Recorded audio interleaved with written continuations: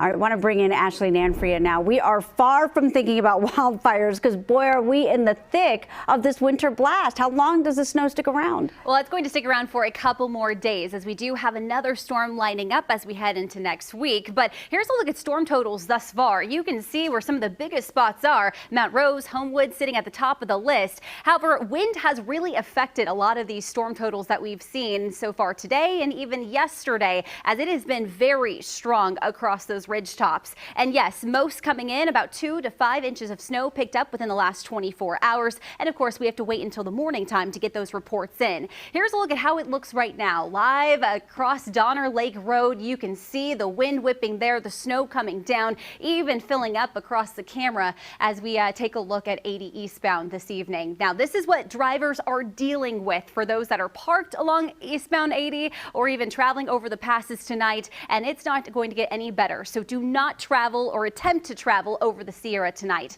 As we take a look at radar right now, it's starting to become a bit more active than it was an hour ago as we've got more waves of moisture moving in. This trend will continue over the next couple of hours. Through the valley, what we're dealing with is more scattered rain and yes, even some pockets of heavier rain, isolated thunderstorms at times producing gusty winds and even some small hail and lightning too, and brief heavy downpours. Across the Sierra, a bit of a different story with snow levels dropping right around 3,000 feet for now, but will drop even further as colder air really starts to funnel in.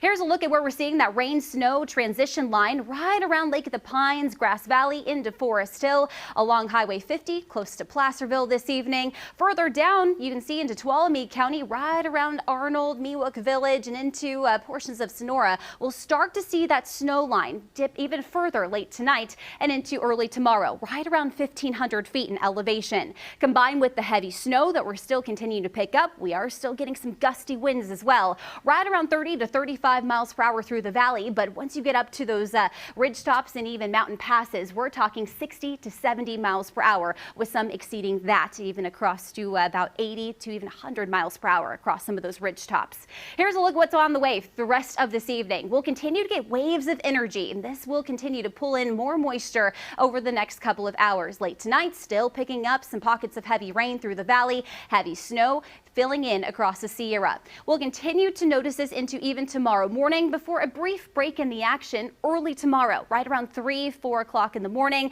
This will allow Caltrans crews and even CHP crews to get a handle on clearing some of that snow out before even more moisture starts to fill in through tomorrow. And yes, more scattered showers, even a few thunderstorms possible for the valley, with heavy snow still filling in across the Sierra. So we still have a lot more activity ahead of us over the next couple of days. And if we were to add everything up as we added what's ahead for us tonight, even into tomorrow, here's what we're expecting. Still, most of us above 5,000 feet in elevation, expecting another 2 to 4 feet of snow. Of course, the peak's going to see the highest amounts of 4 to 6 feet of snow. Further south, you can see Bear Valley, 4 to 6 feet as well. Pinecrest sitting at 1 to 3 additional feet of snow picked up from what we'll pick up tonight and into tomorrow. Temperatures out there right now on the cold side, most of us in the 40s and even 50s, but will drop even more so late tonight as colder air continues to fill in. Teens and 20s over higher elevations and low 40s across the valley. It will be a chilly night and yes, even a cooler day tomorrow,